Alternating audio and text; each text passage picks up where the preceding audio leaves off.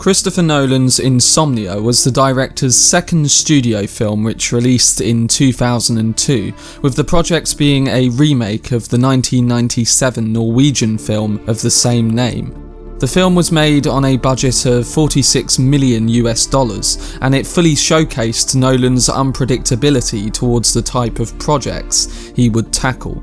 Through story, themes and characters, Nolan was able to show his versatility through genre and filmmaking to bring a new approach to a story which had already been told through a different lens.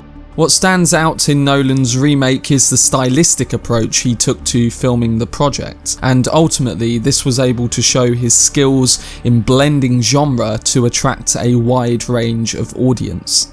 This video essay continues my Christopher Nolan Marathon, where I create content on every film in the director's filmography, including Tenet when it releases later this month. During the build-up, I will also be covering news and information surrounding Christopher Nolan's latest film. To stay up to date with all of these videos, then subscribe to the channel and turn on your notifications. Also, if you enjoy it, remember to leave a like rating. Without further ado, let's analyse how Christopher Nolan approaches genre in his remake of Insomnia.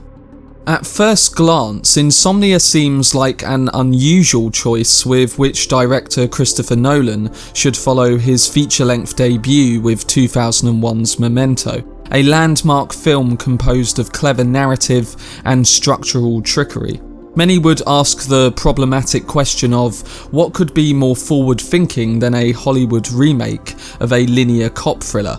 And yet, as with all of Nolan's films, he treats his narrative with great symbolism to reflect the layers of the story. Looking back, Insomnia's themes of obsession, means justifying ends, and self-deception fit nicely into the director's body of work. But here he explores them in such emotionally engrossing and suspenseful ways that it catches the audience off guard, if only because on the surface the material seems so predictable. Just when we think we've seen every psychological thriller about a detective chasing a killer, Insomnia is a film that has more in common with a film noir tale, and Nolan is known for using this genre in different ways throughout his filmography. Although over time Nolan's popular efforts on the Dark Knight trilogy, Inception and Interstellar have slowly surpassed Insomnia in the memory of some audiences, what's impressive about its filmmaking is that Nolan was able to produce a film with no magic tricks, but rather just a powerful morality tale disguised as a detective thriller. This is what I like to call Nolan's usage of a genre within a genre.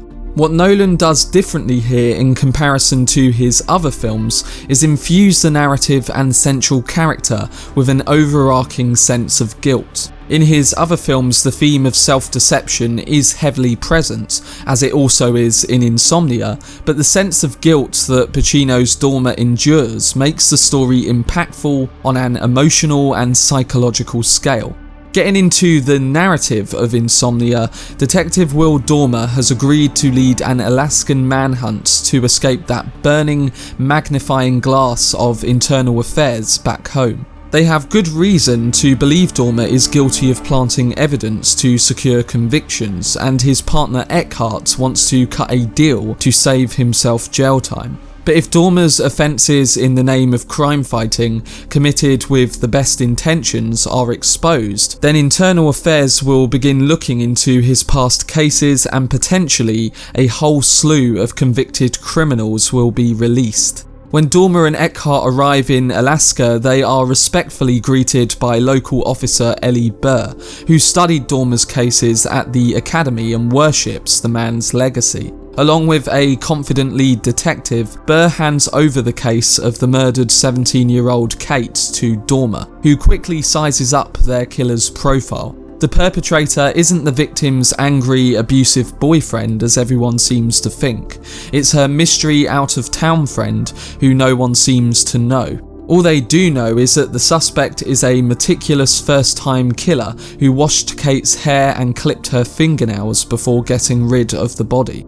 To begin with, the story falls mostly in line with a traditional detective thriller, but plot points start to develop and we ever so quickly begin to explore the moral troubles of Dormer's mind. This all begins when Dormer sets a trap for the killer at a lake house engulfed in fog. His ambush works until one of the local cops accidentally gives away their position. A chase develops in the mist with cops spread out and the killer on the loose. But in the blind chaos, Dormer sees a shape at which he fires, only to discover he's mistakenly killed his partner.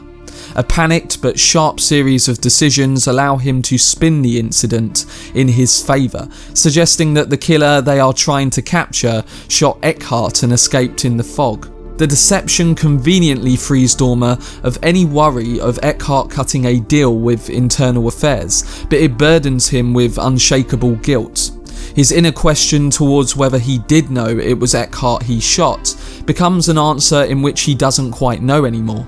The film's setting plays a crucial symbolic role in this mindset that Dormer develops. Nightmute's midnight sun never stops blaring and won't allow Dormer to sleep, escalating to the point where he blocks the windows of his hotel room, but light still gets through. He spends countless hours chewing gum and staring at his alarm clock, while images of Eckhart flash into his mind. At this point, Nolan has taken the starting genre and blended a psychological noir into the mix. What follows is a game of cat and mouse between Dormer and the killer, who we find out is Robin Williams' Walter Finch. When looking at the connection between Dormer and Finch, we get a great sense of the genres being woven together. With darkened eyes, cracked pale skin and unorganised grey hair, Pacino has never before looked this vulnerable in one of his many detective roles. Pacino is always the untouchable cop who gets the bad guy, even if he sometimes regrets it. With Insomnia, the depth of his layered performance really conveyed to the audience the film's themes of guilt and obsession. As the film progresses, Pacino becomes increasingly confused after several days without sleep. His eyes struggle to stay open, and he never really focuses on a subject in play. Except when Dormer faces Finch, only then does Pacino's character briefly snap out of his unsleeping cloud to engage the killer. At the same time, Insomnia gives us a truly dark portrayal of Robin Williams' Finch. Casting Williams is a stroke of genius because, as viewers, we instantly associate the actor with lighter comedic material. When Finch tries telling Dormer that he never intended to kill Kate, at first we believe him, doubting our suspicions and our own protagonist's judgment. From seeing a detective plant evidence, Dormer seems like he could be capable of miscalculating Finch, or at least unduly assigning guilt, a talent at which Dormer prides himself. But there's a crucial point where Finch calls Dormer one night to explain what happened between him and Kate, and his story is not only horrific but presented as if no blame could ever be assigned, despite his obvious guilt. He's a psycho killer whose temper is so built up inside him that he snaps and turns violent when pushed.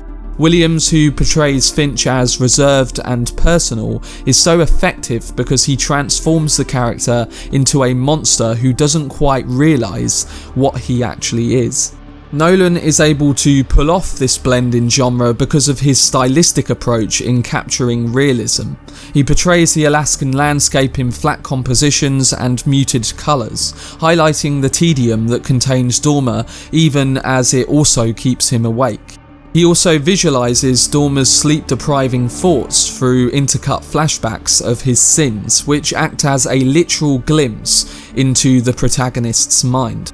Nolan's production also makes wonderful use of the surroundings. Wet roads, overcast skies and the omnipresent fog, which appears striking thanks to Wally Pfister's cinematography and lensing. But this setting isn't just scenery, it's a crucial narrative metaphor that also provides the material with some thrilling chase sequences. The best of them occurs when Dormer first locates Finch, leading to a tense chase across floating logs. Finch manoeuvres them without hardly stumbling, but Dormer trips and falls into the water, and suddenly he's trapped underneath like some horrific nightmare come true. Though Insomnia's story is a morality tale in which guilt is the primary antagonist, as a filmmaker whose artistic ambitions are equalled by his capacity to entertain us, Nolan knows how to end the film with a stunning shootout. It's a conclusion that is just as emotional as it is relieving. It's in the end where the film has its most noirish sensibility, when Dormer finds himself mortally wounded after he shot and killed Finch. The corrupt hero cannot survive, and the film's moral centre will not allow it. While on the scene, Ellie Burr has a piece of evidence that could incriminate Dormer and stain his legacy. With his death looming, she moves to throw it into the lake to protect him, but he stops her, having finally accepted his actions. Dormer tells her to remain an honest cop, even if it brings him down. At this point, Dormer is finally able to sleep. All at once, we realise how it really wasn't about catching the bad guy. Certainly, those elements provide chills for the commercial movie-going audience, but the substance of Nolan and his screenwriter's story feels rooted in Dormer's moral dilemma. By remaking Insomnia, Christopher Nolan did not have the option of true originality. Instead, he crafted a project with a level of grandiose filmmaking that finds ways to sharpen the source material and flesh out his own auteurist approach to the themes of guilt, obsession, and self-deception. Any director who can pit Al Pacino against Robin Williams and end up with scenes of a calm nature rather than a presence of overacting deserves whatever Warner Brothers will let him tackle. Detective Dormer's wakefulness compares to a tormenting state of shame, ever so heightened by the enduring midnight sun. His only way to escape himself, thus the many sleepless nights and uninterrupted daylight, is through death. When Dormer finally falls asleep at the end of the film, he will never wake up, but he has finally accepted his denial of his own true nature. In this, Nolan crafts an expertly balanced drama with a surprising emotional underpinning that transcends what it means to be a good detective thriller. And although to many Insomnia does not match the grandeur of his later pictures, it should not be considered a lesser effort for its familiar components. It was the perfect story to build on a filmography which shuffles between genres, themes, and character portrayal. If anything, it continues to show how Nolan's love for cinema extends far beyond a single genre of film or a particular story. But let me know down below what you thought of Christopher Nolan's Insomnia, alongside things that you find especially unique about his first film under Warner Brothers. My next video in this Christopher Nolan marathon continues with Batman Begins, the first film in the director's Dark Knight trilogy. In particular, I will be focusing on how Nolan crafted a neo-noir Gotham to complement the themes and realistic sensibilities. This video will be released sometime next week alongside much more content on the director's extended filmography coming over the next month. To stay up to date with this series along with all the latest news on Tenet, then subscribe to the channel and turn on your notifications. Also, if you enjoyed this video, remember to give it a like rating. Anyway, I hope you guys enjoyed it. I've been Cortex, and as always, make some noise.